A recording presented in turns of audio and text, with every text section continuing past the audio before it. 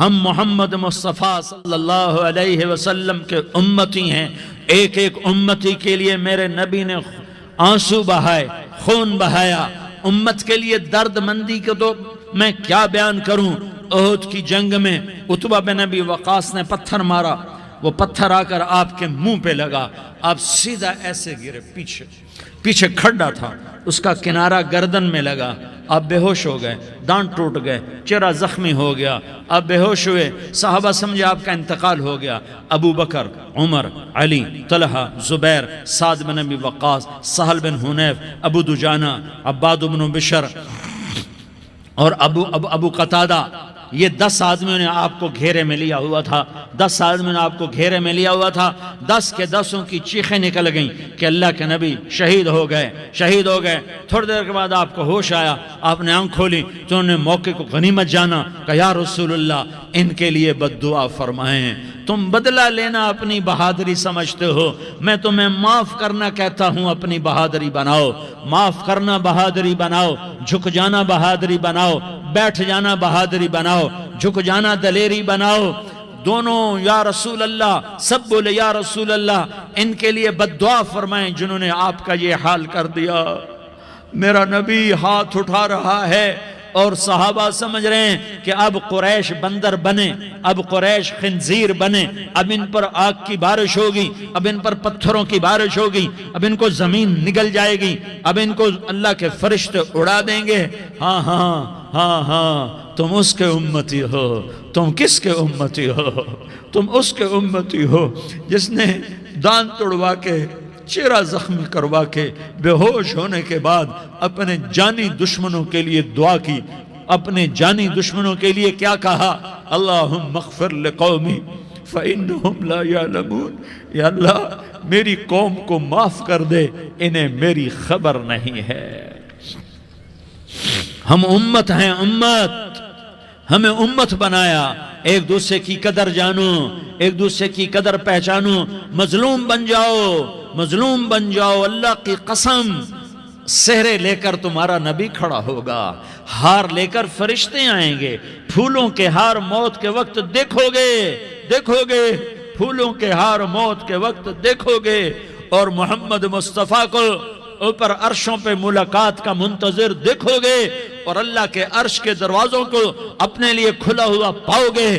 اور اللہ تم سے کہے گا میرا بندہ میں تجھ سے راضی ہو گیا، جا میری جنت تیرے لیے ہے، جدھر جانا جاتا ہے چلا جا.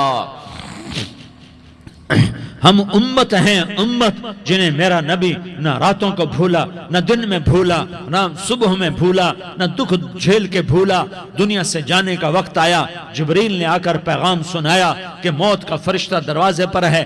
آپ نے اندر آنے کی اجازت دی. موت کے فرشتے نے عرض کی یا رسول اللہ جب سے موت کا کام میرے ذمہ لگا ہے، پہلا موقع ہے اللہ نے فرمایا پوچھ کے جانا، بن پوچھے نہ جانا. پہلا موقع ہے اللہ نے فرمایا آنا چاہیں تو لے آنا، رہنا چاہیں تو چھوڑ کے آ جانا. یا رسول اللہ جو آپ حکم دیں گے میں تعمیل کروں گا. آپ نے فرمایا اگر میں اجازت دے دوں تو میری روح بھی نکالو گے؟ کہ یا رسول اللہ آپ کی روح بھی نکالوں گا.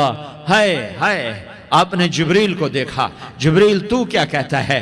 جبریل کہنے لگے یا رسول اللہ آپ کی ملاقات کا شوق رکھتا ہے، اوپر ملاقات کی تیاریاں مکمل ہیں. ہاں آگے آپ کی اپنی مرضی ہے تو میں قربان جاؤں.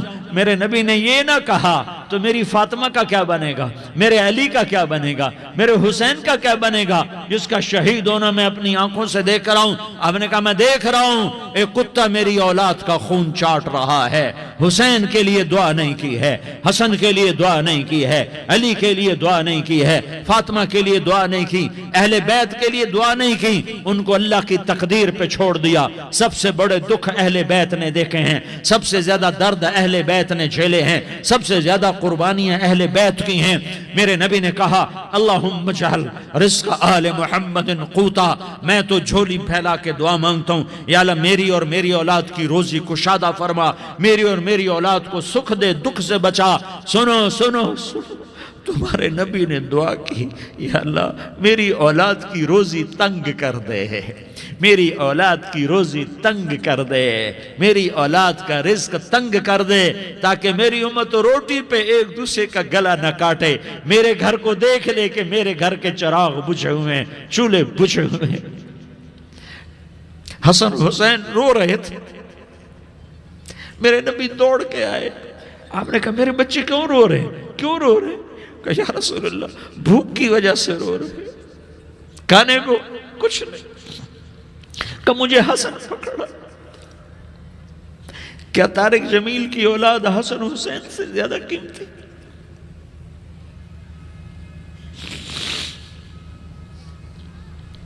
میرے بچوں کی ماں فاطمہ سے زیادہ قیمتی ہے، میرا گھر اہل بیت سے زیادہ قیمتی ہے۔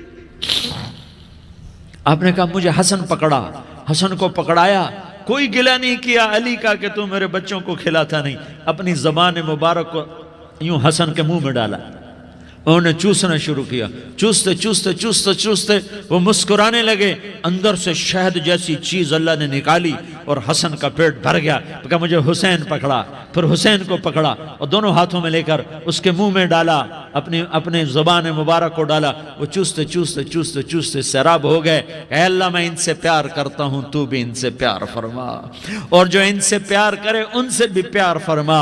یہ بھوک کی شدت سے تڑپ رہے ہیں، کیا مسلمان روٹی پہ ایک دوسرے کا گلا کاٹتا ہے؟ کیا کرسی کے پیچھے ایک دوسرے کے خون کا پیاسا ہوتا ہے؟ کیا عزت اور اقتدار کی خاطر ایک دوسرے کے سینے چھیدتا ہے؟ کیا اللہ تعالیٰ نے قانون بدل دیا ہے؟ کیا اللہ نے جہنم کو بجھا دیا ہے؟ کیا اللہ نے جنت کو آگ لگا دی ہے؟ کیا محمد مصطفیٰ کا سامنا نہ ہوگا؟ کیا آل رسول کا سامنا نہ ہوگا؟ کیا حسین کے کٹے سر کا سامنا نہ ہوگا؟ کیا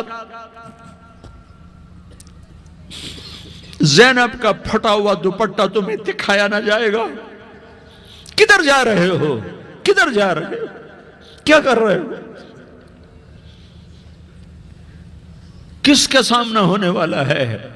ہاں میرے نبی نے جبریل تو کیا کہتا ہے کہ یا رسول اللہ آپ کی ملاقات کے شوق میں ہے، تو آپ یوں کہتے پہلے میرے حسین کا مسئلہ حل کر، پہلے میرے حسن کا مسئلہ حل کرواؤ، پہلے میرے علی کا مسئلہ حل کرواؤ، پہلے میری فاطمہ کا مسئلہ حل کرواؤ۔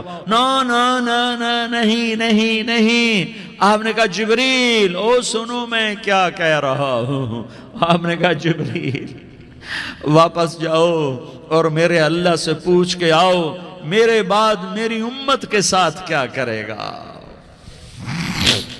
میرے بعد میری امت کے ساتھ کیا کرے گا۔ جبریل واپس گئے، موت کا فرشتہ کھڑا رہا، جبریل جواب لائے، یا رسول اللہ فرما رہے ہیں کہ اے میرے محبوب تیرے بعد تیری امت کو تنہا نہیں چھوڑوں گا، امت کو موت پر یاد رکھا ہے۔